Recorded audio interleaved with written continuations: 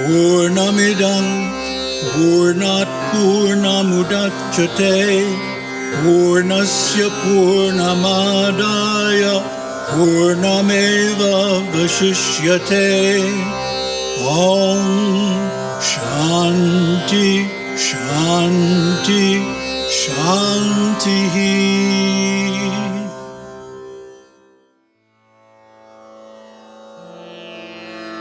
Om Esha Eva Brahmaṇaspati Bhagvai Brahma Tasya Esha Pati Tasmadu Brahmaṇaspati.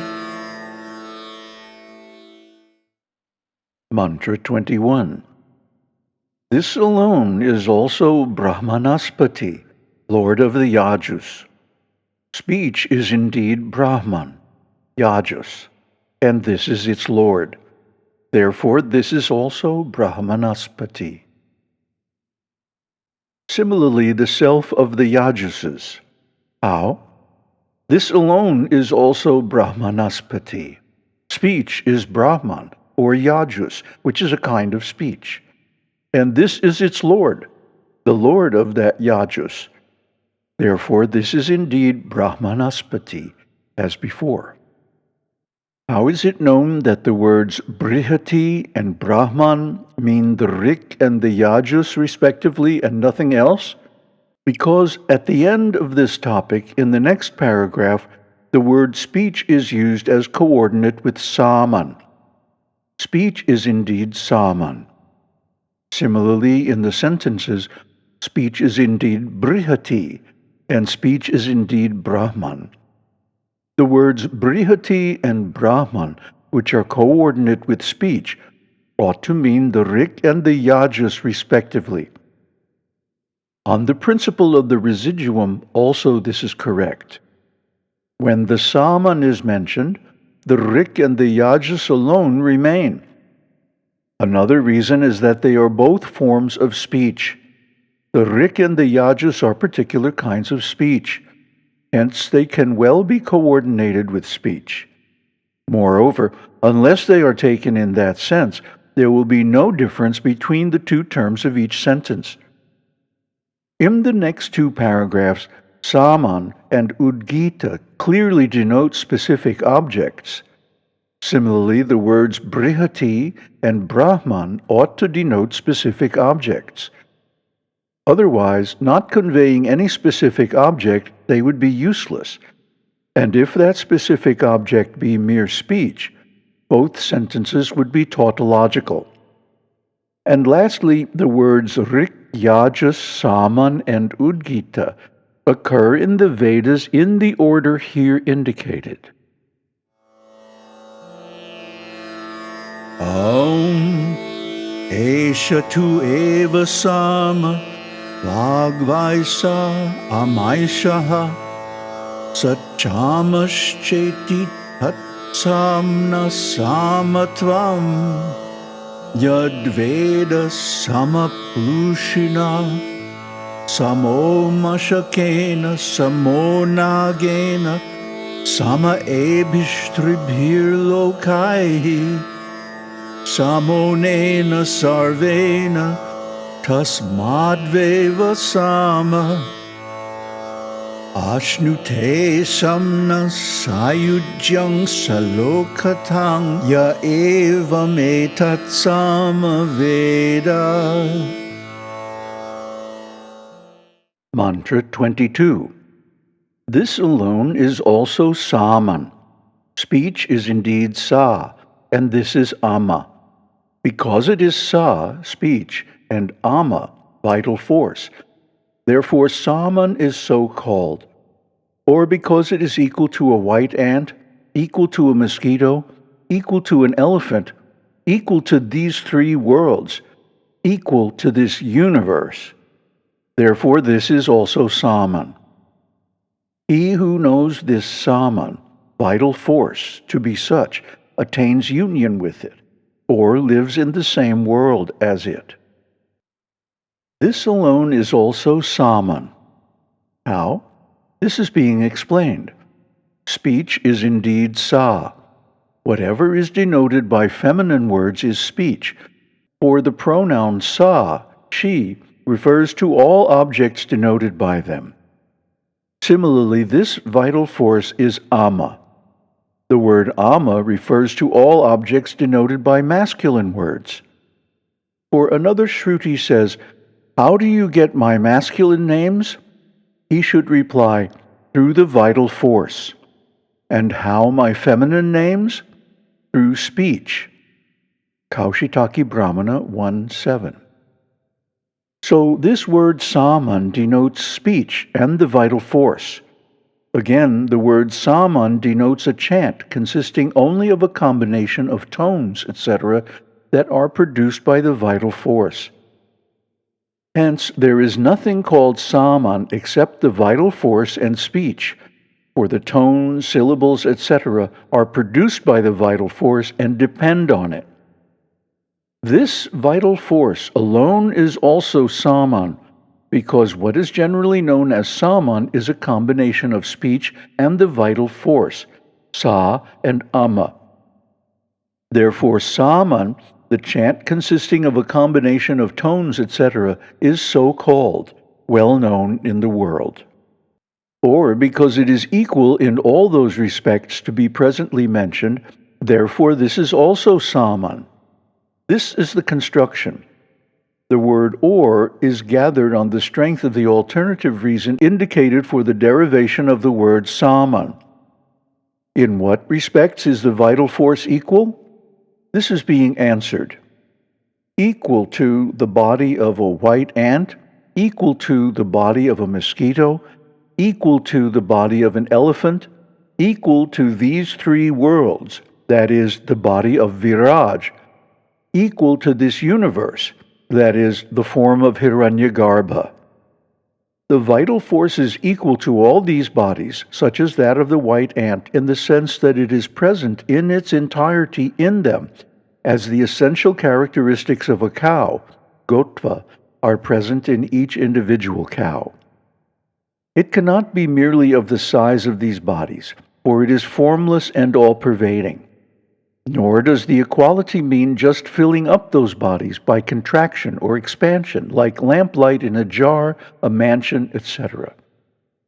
For the Shruti says, "These are all equal and all infinite."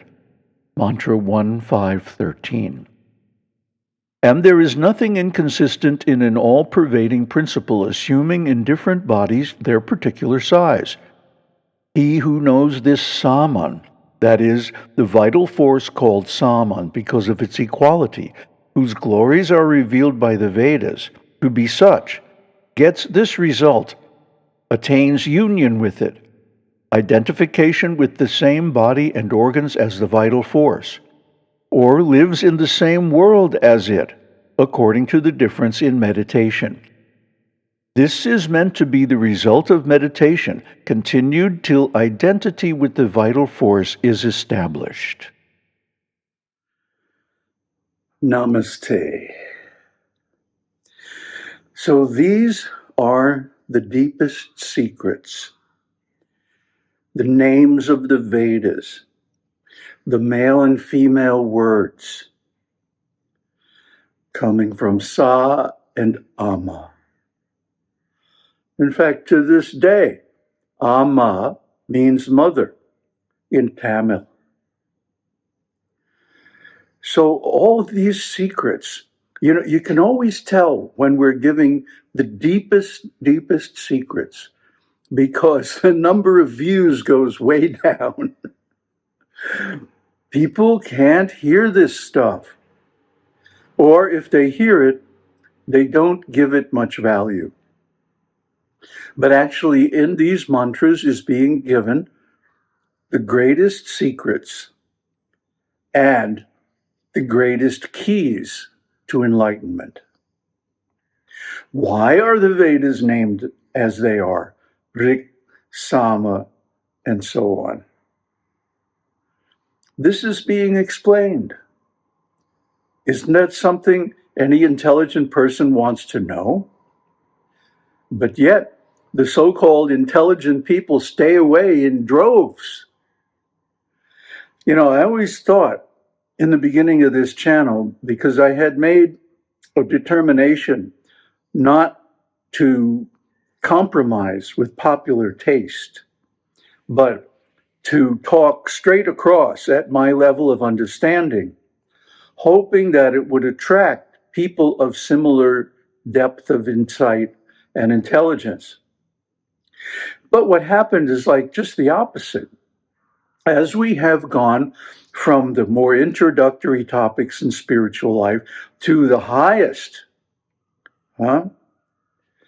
the comments have actually declined in their depth of insight and intellectual value. I don't know what happened to all the people who were commenting like 3 or 4 years ago, but they don't seem to be around anymore. Or if they are, they're not making any comments. And that's the only way I can tell the quality of the viewers. So, you know, if you get this, don't hold back. Make a comment and show that you understand it and how you understand it. Otherwise, the only evidence I have is that everybody is, you know, kind of dumb and not getting it. And this especially happens during difficult astrological transits. Like right now, Saturn, having been retrograde for the last few months, is almost stationary. Tomorrow it will station and go direct. And so this is a very difficult time during which a lot of arguments, a lot of conflicts, and everybody's personal problems will come to the fore, because that's what Saturn governs. And Mars happens to be square to Saturn, and I mean, it's just a mess. So this is a time when we can expect, I actually start to look forward to it, because I know this is when the deepest secrets are going to be coming out. Why? Because the Vedas guard their secrets closely. They don't give them up easily. It takes years of study even to understand the language, the context, and the reasons why these things are so important and so valuable. Most people don't get it, or won't get it, refuse to get it, refuse to see the value of it. Like yesterday, we were talking with one kind of stupid young fellow, and he thinks he has everything figured out. You know, the early 20s and late teens, you know, they think, oh yeah, life is a slam dunk. I got this. Boy, are they in for a rude awakening around age 27 when Saturn return happens. But anyway, I digress. The value of information presented in the Vedas is of inverse relation with the number of people who are ready to get it. This seems to be a universal truth. And the more we zero in on the most critical, most powerful, and deepest truths of the Vedas, the fewer people get it. I've been watching this for years, collecting data. And it's a fact. It's a statistical fact, and it's a static fact in present time. I mean, you know, here's the views on our channel. So we can understand that this shloka, this mantra, and the mantras around it are giving some extremely powerful knowledge. And what is that? You have to meditate on the vital force. The vital force is the four Vedas. The vital force is all the deities. The vital force is the universe itself. And if you meditate on it, it depends on how you approach it. If you want to approach it as a form, then you will go and live in the same world, the world of Hiranyagarbha, Brahmaloka. But if you want to approach it as a formless, then you will merge with the vital force. Vital force and Brahman are the same, huh? Just like these three lines mean identical. Different words for the same thing. Just like we have observed nirvana or nibbana in Pali, and nirvikalpa samadhi in the yoga system, and enlightenment and moksha, and all these terms, if you get their definitions, they're all the same. And as we pointed out in our video on transitive Brahman, that two things equal to the same third thing are equal to each other. This is the transitive law of logic and mathematics. So this is also true in spirituality. The description of nibbana and the description of nirvikalpa samadhi are the same. Saṅkara nirodha, and in the yoga system, chittavritti nirodha. It's the same phenomenon, just a little bit different terminology, that's all. So we should understand that these are the keys. These are the secrets. This is the deepest knowledge. It don't get no deeper. So you can use this knowledge to cultivate a practice that leads to certain enlightenment. But you have to be qualified for it. You can't just jump up to this practice. It takes a lot of preparation, a lot of purification. And that's why Vedas recommend certain rituals, worship of deities, and so on and so forth. Karma yoga, bhakti yoga, and raja yoga, before you become qualified for these secrets. This is possibly the greatest secret of all, because everybody's impatient. Everybody wants to jump up. Everybody wants to be able to say, oh, I'm enlightened, I'm a master, I'm a this, I'm a that. No, you're not any of those things. You are Brahman. Tattvamasi. Aum Tat Sat. Aum Shakti Aum. Aum Namah Shivaya.